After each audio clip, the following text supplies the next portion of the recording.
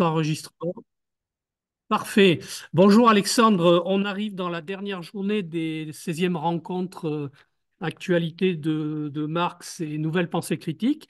Et dans ce cadre, on a voulu aborder cette année la question de la République, de la démocratie, et qui traverse un certain nombre d'enjeux, je dirais, de débat aujourd'hui, la question de l'universalisme et de la prise en compte, je dirais, des préoccupations féministes et décoloniales et voir comment tout ça, ça peut s'articuler dans la transformation de la société.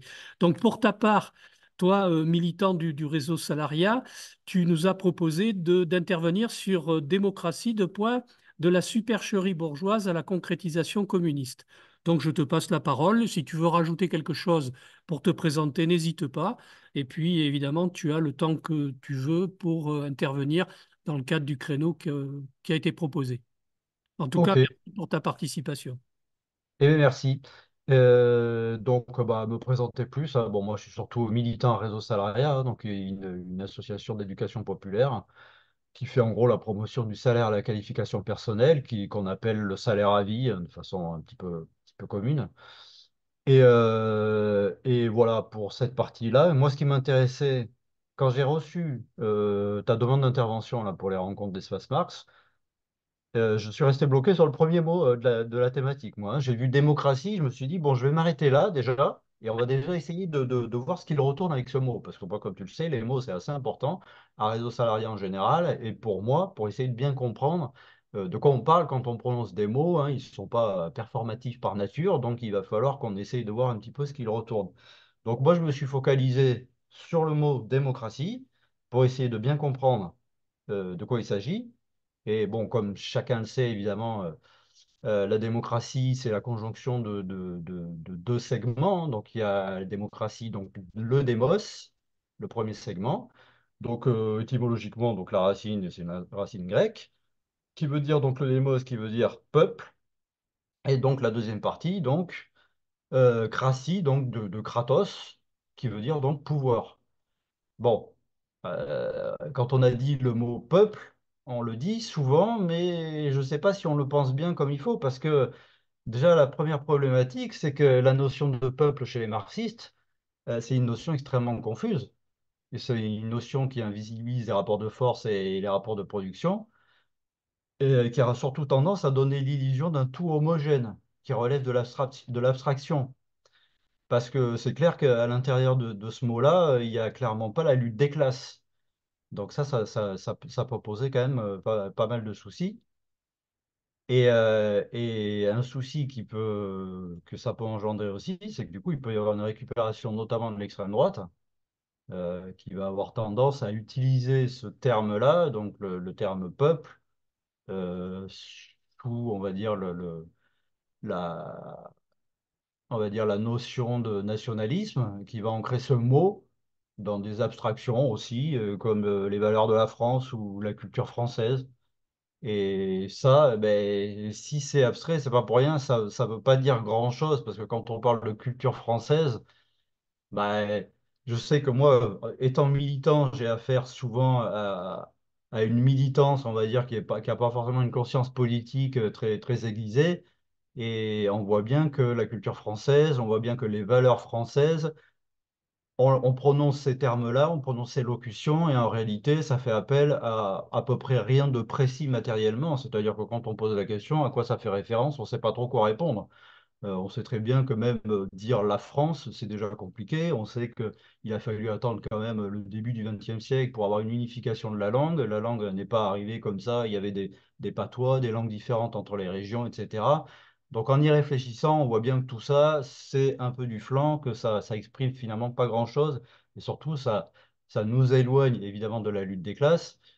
Et ça permet de faire des conjonctions. C'est sur ça que joue l'extrême droite, de faire des conjonctions un petit peu fallacieuse, enfin, très fallacieuse, en disant aussi que finalement, on a plus d'affinité avec, en tout cas, un prolétaire français aurait plus d'affinité qu'avec un Bernard Arnault, qui lui aussi est français, sans mettre, ouais, sans mettre en évidence, bien évidemment, la problématique du rapport de domination, l'hégémonie qu'il peut y avoir entre un statut et un autre, etc. voit bien que moi, en réalité, j'ai beaucoup plus d'affinité avec un Maghrébin qui est prolétaire que, étant prolétaire, qu'avec Bernard Arnault ou tout autre milliardaire et statut de propriétaire lucratif. Donc ça, c'est sûr que ça peut poser beaucoup de soucis et l'extrême droite se sert beaucoup de ça pour noyer le poisson et rentrer dans la confusion en permanence. Donc, bah, le moyen qu'on pourrait avoir de conserver le mot démocratie, qui est pas un mot qui est horrible, hein, qui peut sembler plutôt positif, ça serait d'avoir la définition suivante. Moi, je l'aime bien cette définition parce que ça permet de clarifier quand même pas mal les choses, et qui est ensemble des individus vivant sur un même territoire et soumis aux mêmes lois et institutions politiques. Parce que là, du coup, ben, on évacue la problématique de la récupération de l'extrême droite, et puis en plus, on fait d'une pierre deux coups parce que ça exclut, cette définition, elle exclut donc les bourgeois. Alors pourquoi je dis ça? Ben, la bourgeoisie, alors qu'on s'entende bien sur ce que j'appelle la bourgeoisie, parce que c'est vrai que j'ai eu pas mal de fois des réflexions en utilisant ce mot. On voit bien qu'il a été utilisé beaucoup au 19e siècle et dans la première moitié du 20e siècle. Après, ça a largement disparu. euh, en parlant de vieux concepts, etc. Mais il faut quand même parler de la bourgeoisie dans un sens très précis, hein. C'est que donc il y a pour nous, enfin en tout cas les marxistes en général, il y a quand même deux classes en lutte. Donc la classe des bourgeois, la bourgeoisie, et la classe des prolétaires, donc les travailleurs. Et là, la distinction, elle se fait nettement, hein, parce que les bourgeois, ce sont ceux qui possèdent les moyens de production et qui exploitent donc l'autre classe, qui est la classe des prolétaires, qui, elle, n'a que sa force de travail à vendre. Donc ça, il faut être clair là-dessus, hein, parce que souvent, moi, j'ai eu affaire, bon, mon entourage proche, etc., où c'est difficile de parler de toutes ces thématiques-là, parce que il y a encore une confusion sur le mot bourgeois, où on entend souvent qu'il suffit d'avoir un certain standing, une certaine hauteur de revenus, etc. Tout est brouillé, on n'y comprend plus rien. Donc pour préciser les choses, moi, je préfère être clair à chaque fois que je prononce le mot bourgeois, et, histoire de ne pas brouiller le sujet. Donc, si on part de cette définition, alors que je rappelle donc ensemble des individus vivant sur un même territoire et soumis aux mêmes lois et institutions politiques, ça va exclure évidemment les bourgeois, tout simplement, parce que eux, on voit bien, alors je ne sais pas combien de preuves il va nous falloir pour voir qu'ils sont complètement exclus. En tout cas, ils arrivent à s'extraire du système juridique assez facilement. On a plein d'exemples.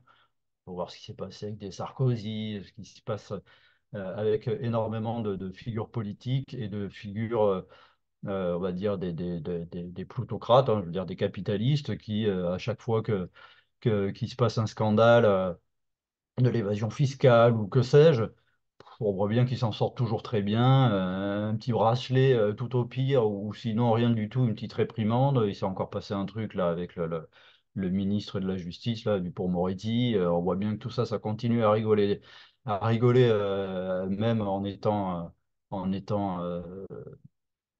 accusé, etc. Bon, bref, on voit bien que tout ça, il s'extrait assez facilement finalement des institutions politiques et des lois, hein. Ça, il n'y a pas de souci là-dessus. Donc, ça permet d'évacuer les bourgeois de cette définition-là. Et ça m'arrange du coup, parce que du coup, là, on peut enfin parler de peuple. Donc, quand on parle de peuple, on va surtout considérer que ce sont les travailleurs et les producteurs. C'est surtout ça qui est intéressant, hein. Si on considère la définition précédente, c'est exactement ce qui se passe.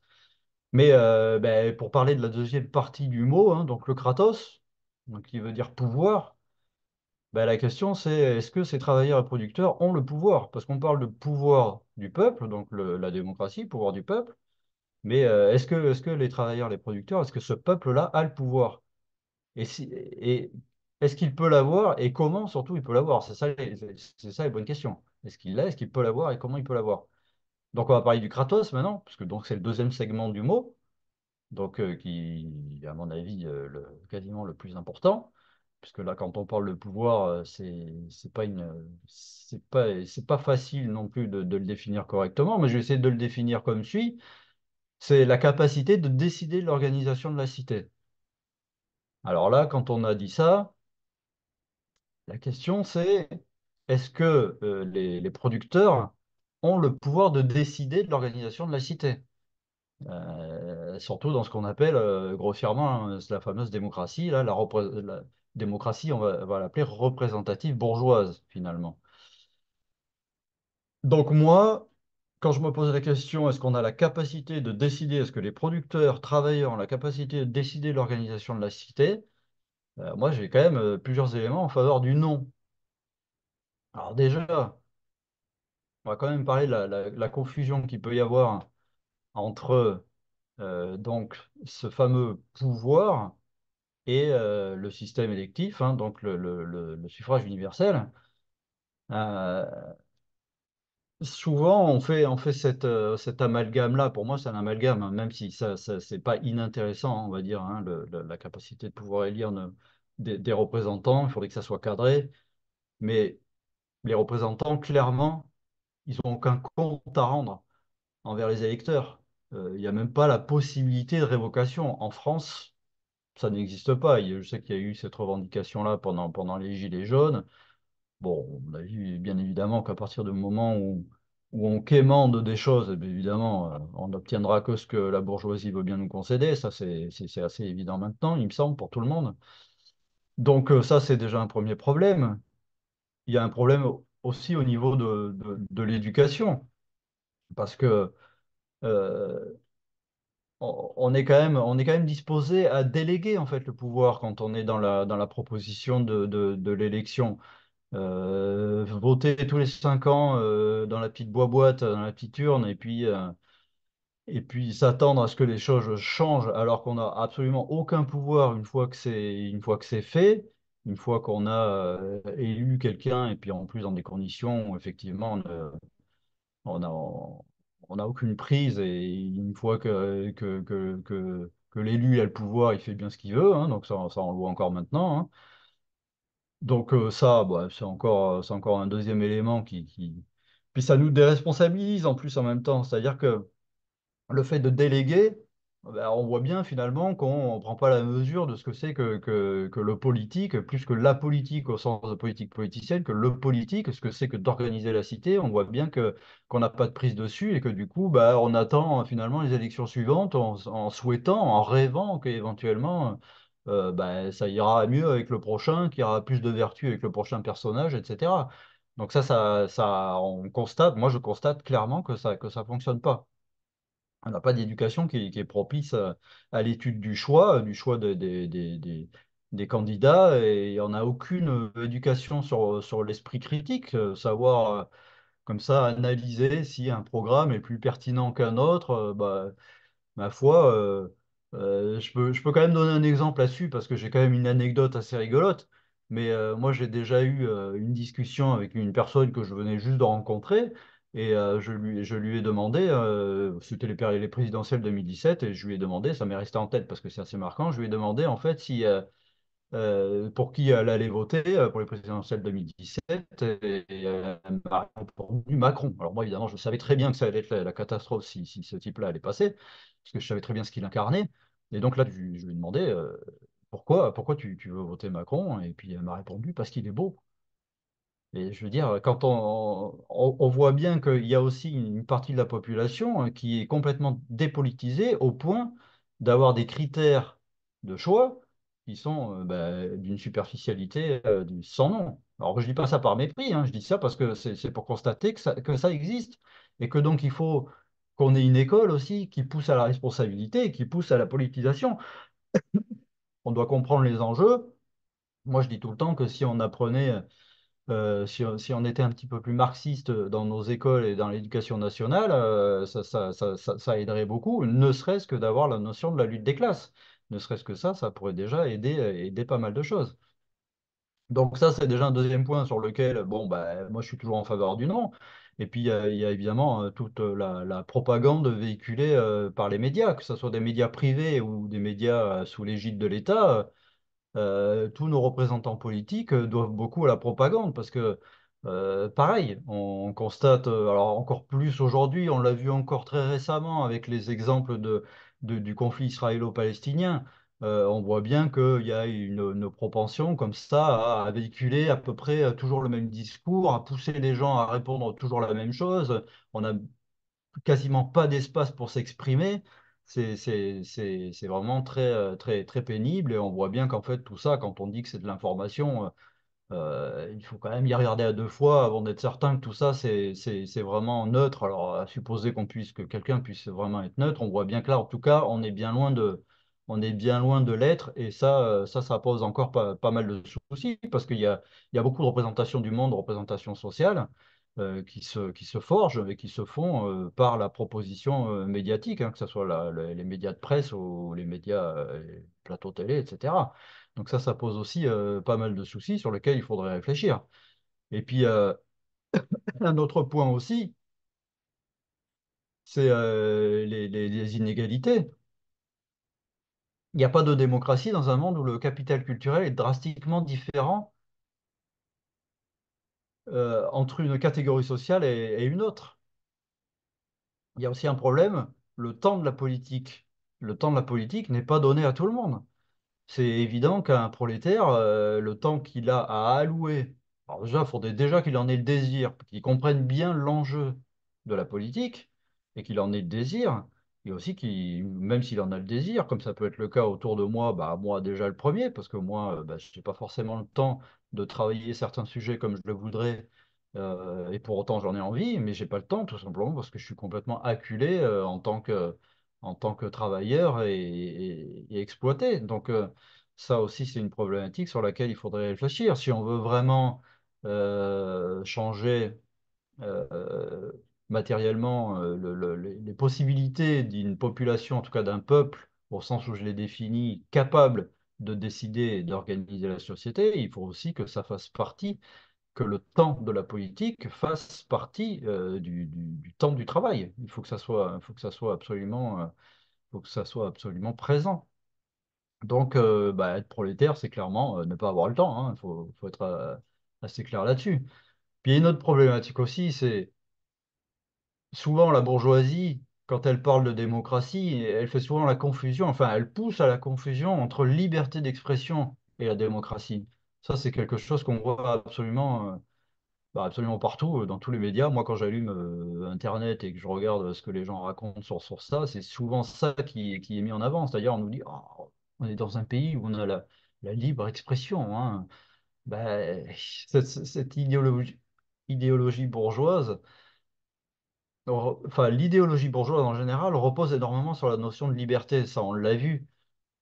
D'ailleurs, qui se garde bien de définir.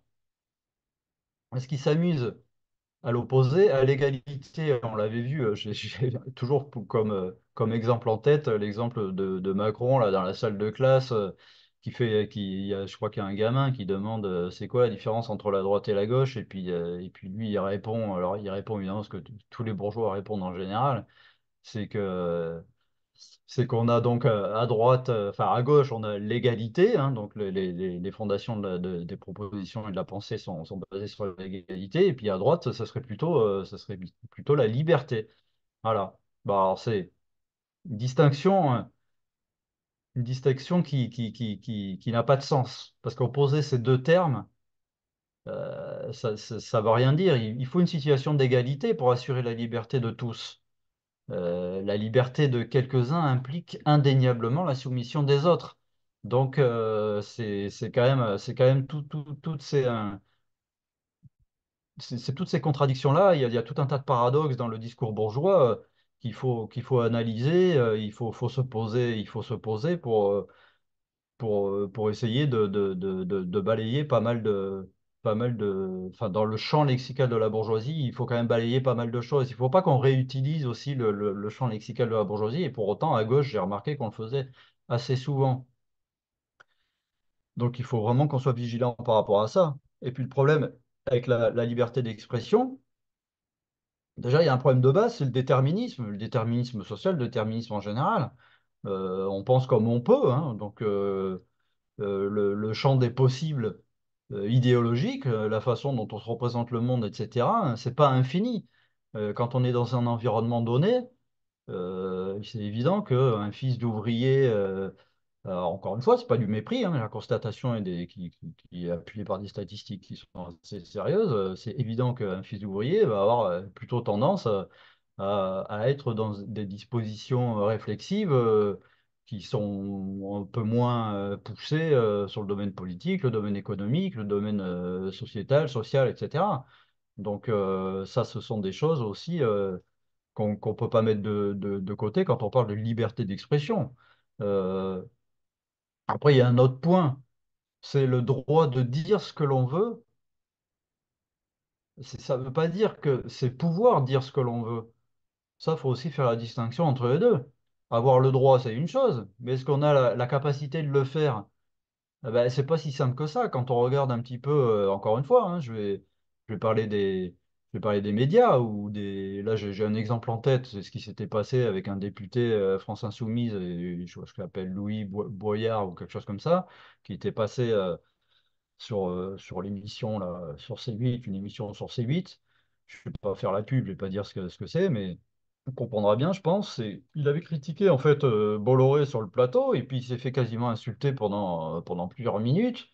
Tout le monde s'y est mis, et puis il s'est fait éjecter du plateau.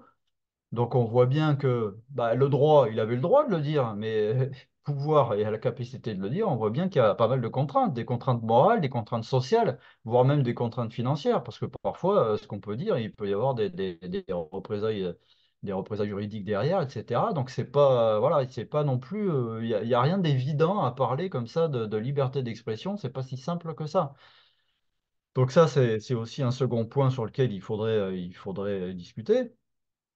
Et puis on voit bien qu'effectivement, il peut y avoir des facilités comme ça à discuter dans l'intimité, en petit comité. La liberté d'expression, elle fonctionne, il n'y a pas de souci. En revanche, dans une partie de l'opinion publique, sur les canaux sur certains canaux d'information, bah, il y a une occultation qui est faite. Et on peut donner des exemples, par exemple, d'un manque de représentation, par exemple, de scientifiques ou d'universitaires qui sont peu présents sur les plateaux, en tout cas pas sur les plateaux les plus représentés pour divers sujets, hein, que ce soit des sujets, on avait eu la problématique par exemple avec le Covid. Bah là, j'ai constaté qu'il y avait beaucoup d'idéologues, des gens qui n'étaient même pas scientifiques, etc. Alors qu'ils puissent parler, ça c'est très bien, mais qu'on n'entende que, ça pose aussi un souci qui me paraît évident. Donc, les universitaires, on va dire que oui, ils ont la liberté de faire leur travail, il n'y a pas de souci. Ils le font, mais dans leur coin, du coup. Du coup, s'ils ne sont pas invités, encore une fois, ça pousse pas finalement à ouvrir le champ de la compréhension du monde sur le plan anthropologique, politique, sociologique, etc. Tout ça, on doit bien évidemment, quand on parle de débat, ben, il faut évidemment un débat entre des gens qui ont bossé le sujet, d'autres qui sont d'accord, d'autres moins d'accord. Il faut qu'il y ait des gens qui représentent aussi le consensus, etc. Il y a tout un tas de choses qu'il faudrait mettre en place aussi pour pas, commencer à parler de démocratie. Il ne faut pas en parler comme ça aussi, parce que j'ai toujours l'impression qu'on utilise ce mot-là, démocratie, puis une fois, j'ai l'impression que tout est dit, quoi, hein. La démocratie serait en déclin. Bon, bah, est-ce que la démocratie existe déjà de base, hein? Des éléments démocratiques, on ne peut pas nier qu'il y en a. Et heureusement, et pour cause, c'est qu'il y a eu une lutte des classes et qu'il y a eu la classe ouvrière aussi qui a arraché par conquête pas mal d'éléments démocratiques. On peut parler du code du travail et tout un tas de choses qui sont rentrées dans le juridique et dans les lois qui sont extrêmement importantes pour le bien-être des travailleurs, hein. Ça, il n'y a pas de souci, hein, de souci là-dessus. Mais du coup, la question qui va se poser, c'est comment prendre le pouvoir? Comment on le prend? Eh ben, moi, étant militant à réseau salariat, j'ai quand même quelques pistes. Déjà, c'est entendu que c'est souvent pas dans le monde des idées et donc en faisant de la politique politicienne que tout se joue, mais souvent en changeant le mode de production. C'est bien comme ça que la bourgeoisie a pris le pouvoir sur l'aristocratie. L'aristocratie, enfin la bourgeoisie, elle n'a pas dit bon, pousse-toi de là, c'est moi le chef, c'est pas, ça va pas marcher comme ça. Surtout, ce qu'elle a fait, c'est qu'elle a changé de mode de production. Et ce mode de production, elle a réussi à le rendre désirable. Et comme ça a été rendu désirable, du coup, il y a une adhésion populaire. Et donc, du coup, ben, c'est après qu'il y a eu donc la Révolution, on parle de Révolution française, c'est la consécration de lutte acharnée de la bourgeoisie face à l'aristocratie pendant des siècles. Et donc, ben, maintenant, ce serait le communisme qui devrait subvertir maintenant le capitalisme. Le capitalisme, on n'en voit plus. On voit bien qu'il y a une défection du capitalisme, on le voit un petit peu partout.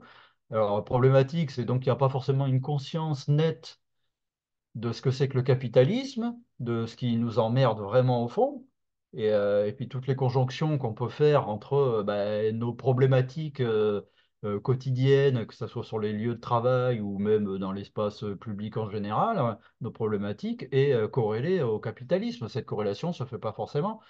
Donc ça, c'est aussi quelque chose sur lequel il faut réfléchir. Mais c'est évident que dans le cadre bourgeois, bah, parler de démocratie et puis parler de pouvoir du peuple, ça semble un peu fallacieux, enfin clairement fallacieux. Le problème de temps et le problème d'éducation. Bon, alors comment on fait maintenant pour prendre le pouvoir? Bon, nous, évidemment, pour se focaliser sur ce qu'on étudie à Réseau Salariat, c'est qu'on a déjà commencé à mettre en place le communisme. Selon nous, le communisme est déjà en route. Donc, qui pour nous est le chemin de l'émancipation, pour l'instant, qui est possible dans le capitalisme. Donc, on a mis en place le salaire, la qualification personnelle, j'en parlais tout à l'heure en préambule. Donc, c'est donc ce qu'on appelle le salaire à vie. Et bon, là, pour l'instant, on peut parler donc des fonctionnaires qui ont ce salaire à vie. Ça veut dire qu'en fait, ils sont payés pour leur grade. Donc, c'est leur personne. C'est-à-dire ils sont la propriété, ils sont propriétaires de leur salaire. On ne peut pas leur enlever, on ne peut pas les dégrader. Et surtout, comme ils sont propriétaires, ils devraient normalement avoir une marge de manœuvre sur le travail concret de ce qu'ils font. Bon, chose qui est un peu en discussion, parce qu'effectivement, on constate bien que ce pouvoir-là, finalement, les fonctionnaires ne l'empruntent que très rarement. Le fait de pouvoir gérer son travail, etc., de prendre des décisions, d'organiser le travail comme on l'entend, etc. On voit bien que c'est pas encore à la mode et que c'est pas si simple que ça et que les fonctionnaires eux-mêmes ont tendance à dire qu'ils sont des employés alors que c'est pas du tout le cas parce que employé, c'est une signification très précise. Ça veut dire qu'on a un employeur. C'est ça que ça veut dire. Donc, bah, clairement, la définition, quand on a un employeur, on est salarié, on a un employeur, mais ce n'est pas le cas des fonctionnaires. Les fonctionnaires n'ont pas d'employeur. Alors, souvent, on fait la confusion, on parle de l'État qui est employeur, etc., mais ce n'est pas du tout la définition. Un employeur, c'est un propriétaire lucratif. Propriétaire lucratif des moyens de production. Et donc, lui, il a droit, finalement, de vie ou de mort sur ses salariés. Alors, je le dis comme ça, mais c'est clairement ça, hein. Faut être clair qu'on sait très bien que si on n'a pas de reconnaissance monétaire, donc de salaire, bah, ma foi, pour se nourrir, se loger, ça va être compliqué. Et donc, donc il a un pouvoir assez indéniable, le propriétaire a un pouvoir indéniable sur les salariés. Alors, bon, je parlais tout à l'heure de la sécurité sociale de l'alimentation. Et la SSA, c'est ce qu'on essaie de mettre en place là en ce moment, réseau salariat. Parce qu'on essaye de mettre en place, enfin, on essaye d'étendre ce qu'on a commencé à mettre en place, notamment donc le salaire, la qualification personnelle, mais aussi donc l'extension du régime général. Donc quand je parle de régime général, je parle bien évidemment pas de la sécurité sociale, où là, ben, la sécurité sociale existait bien avant le régime général. Le régime général est intervenu donc en 46 par Ambroise Croizat, hein, notamment qui a mis en place et qui a permis de subvertir le capitalisme en termes de production, tout simplement parce qu'on a réussi à produire, par exemple, de la santé. Bon, contrairement à ce que raconte en permanence la bourgeoisie, hein, qui a toujours tendance à dire que c'est de la dépense. Nous, à Réseau Salariat, on dit que c'est pas de la dépense, il n'y a aucune raison que ça soit de la dépense, c'est de la production de santé. Parce que ça, c'est pareil. Et ça, à gauche, je le constate assez régulièrement. On a souvent tendance à répéter les éléments de langage de la droite et de la bourgeoisie en général, hein. On dit souvent que c'est de la dépense et qu'il faut faire attention. Bah non, c'est clairement de la production, mais c'est toujours une question de perspective. En économie, c'est ça la problématique. Je donne toujours cet exemple-là pour être clair, mais quand on achète une bagnole, bah, si on se place sous l'angle du consommateur, c'est de la dépense, mais si on se place sous l'angle du concessionnaire ou du fabricant de voitures, c'est plutôt de la production et c'est un bénéfice. Donc, c'est ça le problème avec l'économie, c'est le point de vue qui compte. Alors, le point de vue, on voit bien toujours où il se place quand il s'agit d'écouter les bourgeois parler d'économie, hein. C'est tout ce qui vaut chez les bourgeois, dans la bourgeoisie, c'est ce qui met en valeur du capital. Quand c'est pas le cas, là, ils sont pas contents. Et donc, il nous signifie clairement que ça va pas et que c'est donc de la dépense. Hein, on le voit, les retraités, bah, ils travaillent pas d'après eux et c'est de la dépense. Les fonctionnaires, bah, ils sont utiles, hein, mais c'est de la dépense, enfin, etc. On a tout un tas d'exemples comme ça qui sont assez problématiques et puis nous, on a tendance à répéter ces éléments de langage. Donc, euh, alors, je vais essayer de conclure, parce que sinon j'ai toujours plein de trucs à dire, mais je vais essayer de conclure. Je vais essayer de conclure. Euh, À Réseau Salariat, ce qui est important, j'invite encore tout le monde à aller voir ce qu'on raconte, parce que bon, ça peut paraître un petit peu compliqué et être très, très dense comme ça, mais c'est assez simple. Nous, ce qu'on souhaite à Réseau Salariat, c'est que les travailleurs, donc les producteurs, prennent le pouvoir. Donc le pouvoir, ça veut dire, comme je l'ai dit tout à l'heure, ça veut dire organiser le travail et organiser la cité, ce qui est d'ailleurs la définition de base de la politique et donc du pouvoir, parce que c'est là que ça se concrétise. Mais pour ça, il ne faut pas attendre d'un élu, il ne faut pas attendre de tout ça, il faut qu'on mette en place, nous, la structure qui va nous conduire à accéder à la possibilité de décider. Et pour ça, il faut qu'on change de mode de production. Mais la bonne nouvelle, c'est qu'on l'a déjà fait, de changer de mode de production. Alors, ce n'est pas totalement fini, hein, c'est en cours comme tout changement de production, de mode de production, ça prend du temps. Mais il faut évidemment se concentrer sur la structuration du changement et non pas attendre qu'il y ait le changement, parce que ça n'a aucun sens. Et comme on a déjà mis en place euh, une partie de cette structure-là par le biais du régime général, du statut de la fonction publique, donc le salaire, la qualification personnelle, je le répète parce que c'est important, qui donne du pouvoir au travailleur, puisque lui, il est propriétaire de son salaire. Il ne va pas attendre qu'un propriétaire lui concède parce qu'il fera ce que le propriétaire veut dans les conditions que le propriétaire souhaite, etc. Donc il sera subordonné. Une fois qu'il est subordonné et qu'il est un bon petit toutou du capital, là, il n'y a pas de souci, on lui concède un salaire, voire même on a tendance à appeler ça autre chose que des salaires, hein, parce que maintenant on commence à transformer ça en revenus, en allocation, en toutes ces choses-là. Il y a toujours des nouveaux mots qui apparaissent pour toujours s'éloigner du salaire, parce que le salaire, c'est important pour nous au réseau salariat, hein. Ça indique beaucoup de choses. En tout cas, bon, je ne vais pas développer parce que sinon je ne vais pas avoir le temps. Mais c'est important de garder le mot salaire. Alors, le salaire à vie, quand même, juste avant de conclure, je voudrais quand même indiquer que ça n'a rien à voir avec le revenu de base, hein. Ça, c'est souvent une confusion qui est faite qu'on constate souvent, que je constate souvent quand je discute autour de moi. Mais le salaire à vie, c'est la maîtrise et on est souverain sur le travail. Salaire à vie, ça veut dire déjà qu'on tente, enfin qu'on cherche à abolir déjà la propriété lucrative, donc la propriété des moyens de production. Ceux qui doivent être propriétaires des moyens de production, c'est les travailleurs eux-mêmes.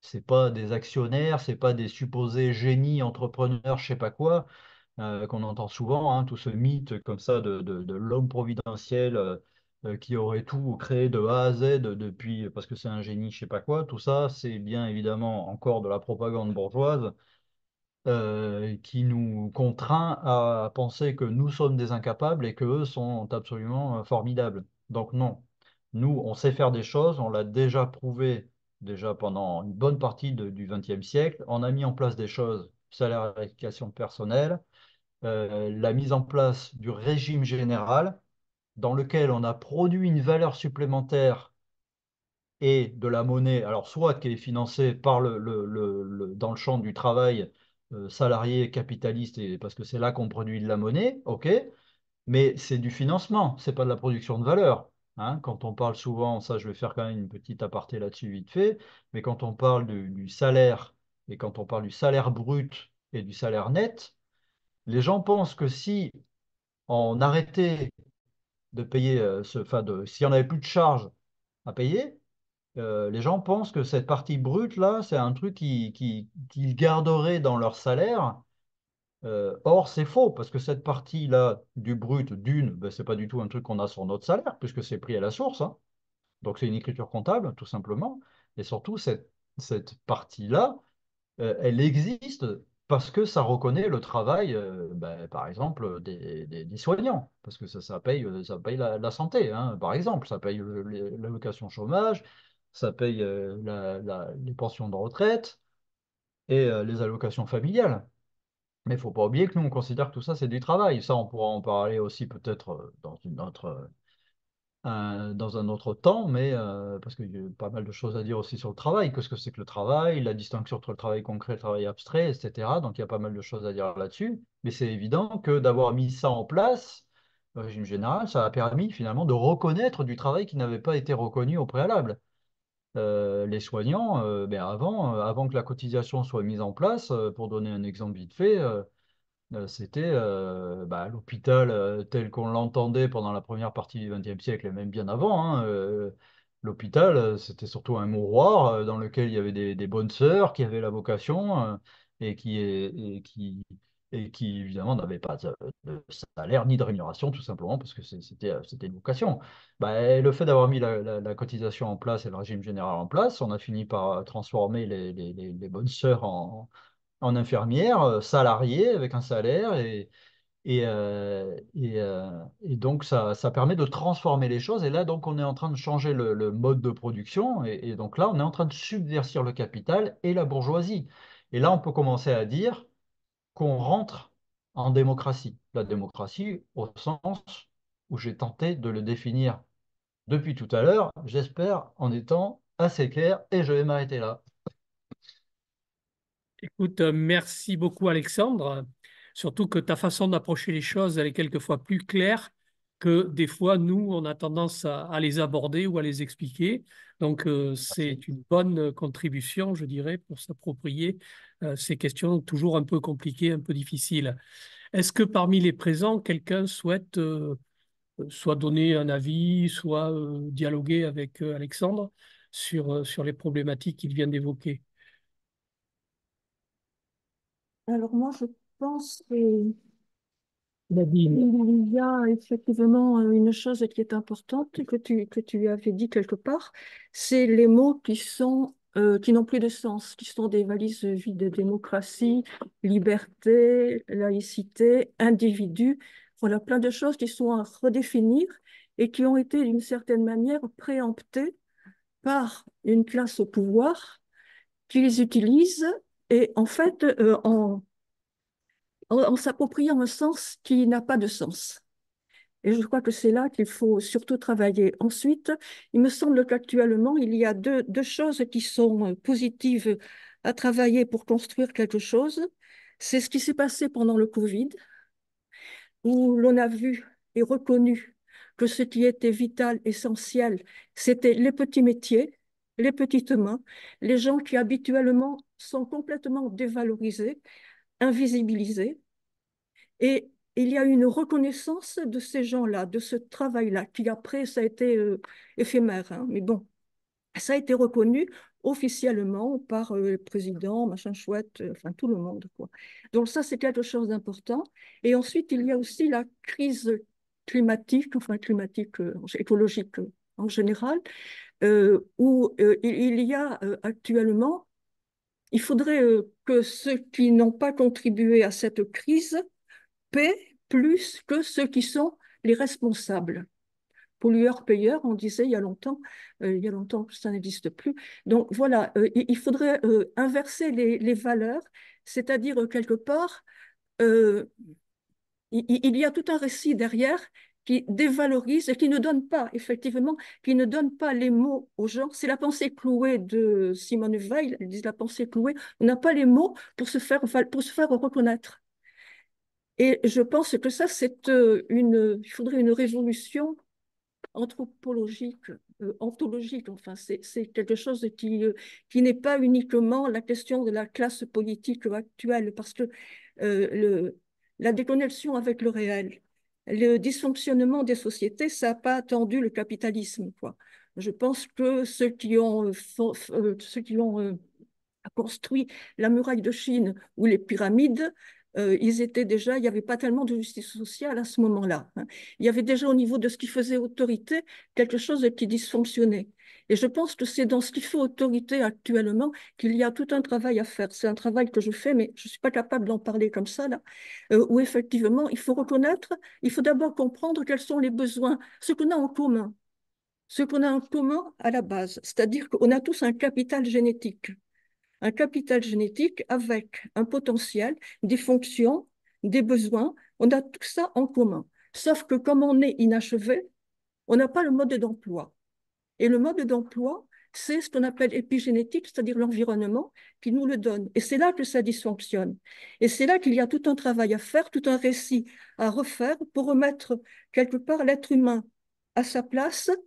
Et ce qui, c'est, enfin, il faut pas faire, il n'y a pas de complot. Je crois que c'est vraiment, en même temps, c'est l'évolution. Et puis, au fur et à mesure des temps, je sais pas, il y a des êtres humains qui ont essayé de donner des réponses magiques, religieuses.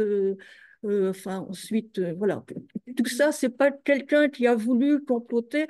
C'est l'ignorance, en fait, l'ignorance et l'imagination humaine qui, petit à petit, a inventé des récits qui étaient plus ou moins proches de la réalité. Alors, par certains côtés, on s'en rapproche, et par d'autres côtés, je trouve qu'en ce moment, on s'en éloigne beaucoup. Voilà, il y a des fausses réponses actuellement. C'était Merci Nadine. Tu veux réagir immédiatement ou Oui, bon, ben là, il n'y avait pas vraiment de questions, hein, c'était surtout. Oui, mais bon, après, ce que je peux dire qu'effectivement, bah, ce que j'ai dit un petit peu tout à l'heure, hein, donc sur les mots et le sens des mots, bien évidemment, c'est à mon avis une partie de la problématique de la militance et de la gauche en général, c'est que, comme je disais tout à l'heure, on a toujours tendance à utiliser le champ lexical de la bourgeoisie. Mais on ne le fait pas parce que c'est simplement parce que ça fait partie comme ça, quand il y a une polémique, quand il y a un nouveau sujet, quand il se passe des choses et qu'on s'informe, eh bien, on s'informe tous sur des canaux. Et les canaux, ben, c'est souvent d'ailleurs l'espace médiatique commun, hein, qui peut être l'espace, la presse, la radio, la télévision, etc. Et ils ont tous et ils sont d'ailleurs tous un petit peu issus de la même classe, hein. Souvent, c'est surtout la bourgeoisie qui parle, surtout d'ailleurs la bourgeoisie, mais nous, ben, on écoute ces canaux-là et finalement, on finit par répéter ces mots. Alors, ça nous dessert parce que les représentations qui sont accolées aux mots, parce qu'évidemment, les mots, comme je l'ai dit tout à l'heure, le mot démocratie, on peut lui faire dire un petit peu ce qu'on veut, ça dépend de la perspective, c'est toujours un petit peu la même chose. Donc ça, c'est vraiment quelque chose sur lequel il faut faire attention, mais ça implique qu'il faut une éducation au préalable, comme je disais tout à l'heure, une éducation où il ne suffit pas juste de dire aux gens de faire ça, mais il faudrait que depuis l'espace scolaire, on puisse discuter de ça. Pour moi, il y a des thèmes qui sont jamais évoqués ou beaucoup trop tard dans l'éducation nationale. C'est tous les sujets sociologiques. Donc la sociologie, on va dire, l'anthropologie, toutes ces thématiques-là et la politique, mais même la philosophie en général. Toutes ces thématiques-là sont clairement bah, n'existe pas. Alors la philosophie, il faut attendre la terminale pour qu'il se passe quelque chose. Tous les thématiques, on va dire, sinon c'est de la superficialité. Tout est en superficialité. Et pour rentrer dans le vif du sujet, il faut toujours attendre ce qu'on appelle les grandes études, les hautes études, donc la fac, etc. Donc pour moi, c'est avant qu'il faut faire tout ça. Alors quand on me répond oui, mais un enfant, il n'est pas capable. Mais non, mais un enfant, il est parfaitement capable. Évidemment, on n'utilise pas peut-être pas les mêmes méthodes, etc. C'est sûr. Mais ça, je pense que les professionnels, les pédagogues, ils savent très bien le faire entre un enfant, un adulte, etc. Il y a des méthodes différentes. Mais il est évident que ce sont des sujets qu'on ne maîtrise pas, tout simplement parce qu'ils font pas partie de toute notre éducation. Donc ça, c'est un problème. Pour parler du Covid, eh ben oui, le Covid, évidemment, on voit bien qu'il y a eu pas mal de problématiques avec ça et que notamment, ça a mis en évidence, comme tu disais tout à l'heure, donc vraiment les métiers indispensables face à ceux qui étaient vraiment pas du tout, qui étaient parfaitement dispensables pour le coup. Ça, il n'y a pas de souci, on l'a bien vu et c'est très bien du coup. Et ça a permis aussi à pas mal de gens, ça tu ne l'as pas dit, mais à pas mal de gens de se remettre en question aussi sur le travail. Qu'est-ce que c'est que le travail? Qu'est-ce que je fais? Est-ce que ce que je fais a du sens? Et ça permet aussi finalement d'amener certaines personnes dans la militance. Le questionnement permet ça. Et puis, ça a permis de démontrer aussi que ce qu'on raconte à Réseau Salariat, c'est pas que des bêtises, parce qu'on a bien vu que la pertinence du salaire à la qualification personnelle, ben, c'était pas de la gnognotte, parce qu'il se trouve que les fonctionnaires, ils ont conservé 100% de leur salaire. Et pour autant, ben, dans les fonctionnaires, il y en avait qui ont travaillé plus, hein, comme les soignants, mais évidemment, il y avait qui faisaient rien. Donc, c'était pas leur travail concret qui déterminait leurs ressources monétaires, puisque c'est leur propriété, le salaire. Et puis, on a vu aussi que ben, les employés, hein, donc ceux qui ont un salaire avec un CDI, ceux-là, ils ont conservé 84% de leur salaire. Donc, pourquoi? Ben, parce qu'on a eu des conquêtes avec la mise en place du Code du travail, etc. Tout un tas de choses qui ont été gagnées par les ouvriers pendant le XXe siècle et qui ont permis aux travailleurs de ne pas être considérés que comme travaillant quand on met en valeur du capital. Il y a aussi des moments où on n'est pas dans le travail concret et où on est quand même reconnu par de la monnaie.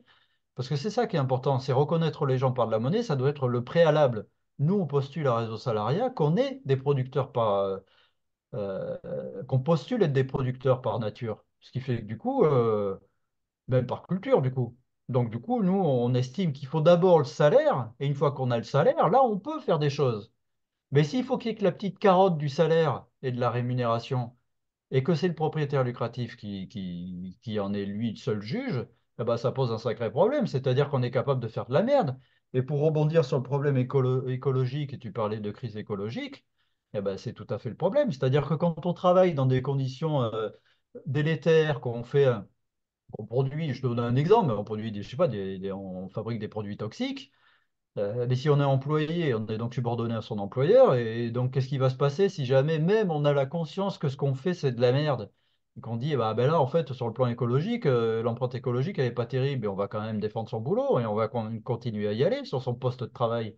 Mais c'est ça la problématique, c'est que comme on n'est pas maître du travail, comme le producteur lui-même n'est pas maître, bah, du coup, on peut pas. Et donc, du coup, c'est ça. Donc, c'est ça qu'il faut faire. C'est qu'il faut que notre aspiration, notre volonté doit être concentrée là-dessus. Nous devons être maîtres, souverains sur le travail, tous. Et c'est ce que propose le salaire à la qualification personnelle, donc le salaire des fonctionnaires qui eux sont payés pour leur grade et leur statut et qui n'est pas dégradable. Ils sont propriétaires de leur salaire, on ne peut rien faire contre ça. Et donc, du coup, eux, ils auraient la possibilité, même s'ils s'en servent pas, ils auraient la possibilité de gérer leur travail comme ils l'entendent, exactement comme ils l'entendent. Et c'est ça que nous devons. C'est ce modèle-là. Alors, on ne dit pas tous fonctionnaires à réseau salariat, hein, mais tous avec un salaire. Et le salaire, on le donne avant. C'est le préalable. Comme ça, c'est la possibilité de produire de façon écologiquement et anthropologiquement saine. Voilà ce que je peux dire là-dessus. Ok, mais très bien. Mais pour rebondir à la fois sur ce que tu viens d'évoquer et sur les réflexions de Nadine, je trouve intéressante ce qu'elle a évoqué comme récit, je dirais, la manière dont on parle finalement des problématiques auxquelles on est confronté. Et je crois que ça rend bien compte finalement de la manière dont comment dire, tout le travail que fait le réseau salarial et que fait Bernard aussi, qui l'a initié, si tu veux, même si on peut être en désaccord après sur certains aspects de sa démarche, c'est effectivement, il a introduit un nouveau récit, un nouveau rapport au monde du travail et au salariat, et il a restitué, ça c'est mon regard, hein, il a restitué au salariat, aux salariés, aux acteurs dans les entreprises, une dignité qui avait disparu, je dirais, du discours, des représentations justement, je retrouve plus le mot. Hiérarchisation de valeurs. C'est ça, tout à fait. Et donc, je crois que c'est tout à fait important d'avoir un petit peu le travail que vous faites. Et moi, je vous remercie beaucoup de nous avoir ramené, je dirais, à un regard différent sur la capacité des acteurs humains et des acteurs sociaux à pouvoir transformer leur environnement, c'est-à-dire transformer l'entreprise, transformer leur rapport à la production, transformer leur rapport à la société, mais bien resituer que c'était eux en tant que personnes, individus bien entendu, mais aussi acteurs collectifs, qui avaient la capacité de transformation de la société. On reviendra dans une autre intervention juste après sur le rôle que peuvent jouer les partis politiques, l'engagement, le militant, mais déjà rappeler que l'acteur central de la démocratie, c'est l'individu, organisé ou pas d'ailleurs, qui est le moteur de la transformation sociale beaucoup plus globalement. Et après, il y avait un aspect que tu avais soulevé aussi qui m'intéresse beaucoup, c'est, tu as bien fait d'ailleurs de le rappeler, parce qu'en politique, ça a du sens, c'est la non-finitude de l'être humain. C'est-à-dire que c'est quelqu'un, la personne humaine est en perpétuelle évolution tout au long de sa vie, depuis la naissance jusqu'à sa mort. Et que dans ce processus, c'est un processus permanent d'appropriation du réel, justement, des représentations des imaginaires, et que c'est faciliter ce travail-là, c'est le rôle des organisations de mon point de vue, hein, faciliter ce travail-là, c'est rendre les êtres humains potentiellement plus capables parce que la capacité dont on a parlé hier, elle n'est pas innée, je le crois. Elle n'est pas spontanée, c'est-à-dire malgré ce que peut dire le GFEN. Et je crois que de ce point de vue-là, il faut nourrir cette capacité à agir, il faut nourrir cette capacité à transformer. Et ça, c'est le rôle essentiel dans le champ politique des partis politiques. Pour ce qui est des associations et autres, elles sont aussi là pour le nourrir, parce qu'on ne peut pas faire des coupures, même si les êtres humains, pour faciliter l'accès à la politique, se sont donné des partis politiques différents, des organisations syndicales différentes, des associations. Chacun, finalement, dans ce processus de construction de la personnalité, comme disait Lucien Sèvres, euh, contribue, je dirais, à l'émergence du citoyen, à l'émergence du sujet qui va être capable de créer son environnement, sa manière de s'organiser, sa manière de produire. Mais l'individu, alors je ne sais pas si on parle de capacité, en tout cas, il y a un potentiel, mais il n'y a pas le mode d'emploi. Voilà, tout à fait. Voilà. Et donc, l'individu, en même temps, ça aussi, ça fait partie des mots piégés. Parce que individu, comme disait Hannah Arendt, si tu n'as pas appris un contenu de la démocratie, tu es un individu narcissique, infantilisé, comme on peut être maintenant avec le modèle Colonna. Donc, individu, attention, c'est pas en soi une qualité, quoi. Hein. C'est quelque chose qui s'apprend.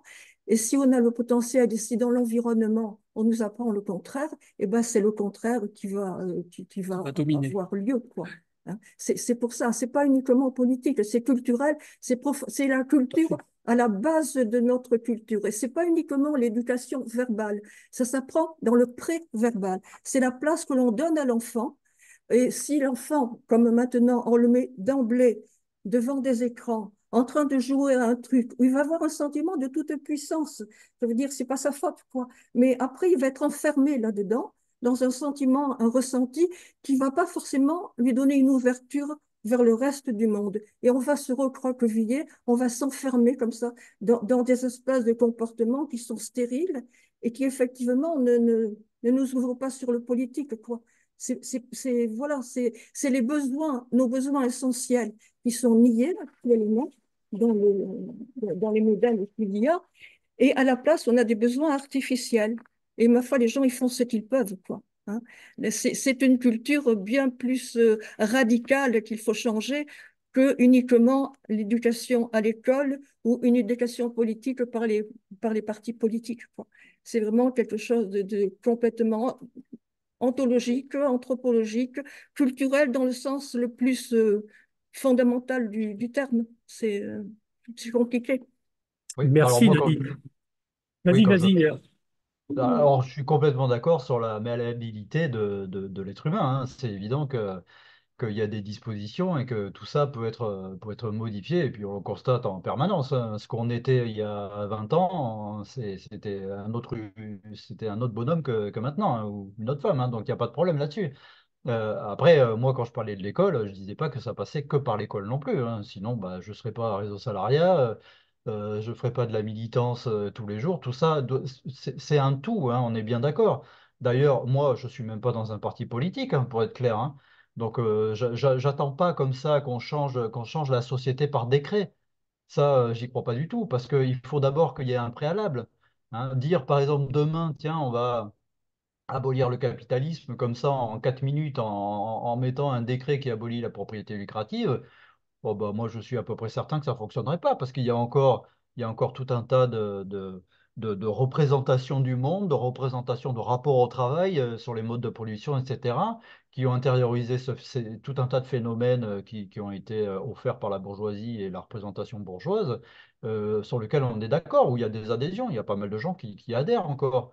Ils adhèrent au récit sans adhérer finalement encore, là, la distinction qui se fait, c'est qu'on n'adhère pas à ce que ça nous provoque dans notre chair, c'est-à-dire que le capitalisme nous provoque, c'est-à-dire sur le terrain du travail, etc. En revanche, dans les têtes, moi, c'est souvent où il y a un paradoxe entre ce que dit la personne et ce qu'elle ressent dans son quotidien. Donc ça, évidemment, il faut le déterminer, il faut continuer à avoir des espaces de discussion, et ce qu'on est en train de faire. D'ailleurs, tu as fait des éloges de réseau salariat, je peux en faire aussi d'espace Sparks et dire merci de nous laisser un espace d'expression, parce que bah, il n'y en a pas forcément partout et que c'est toujours utile comme ça de confronter nos points de vue, notre façon de voir les choses puis notre proposition à transformer le monde.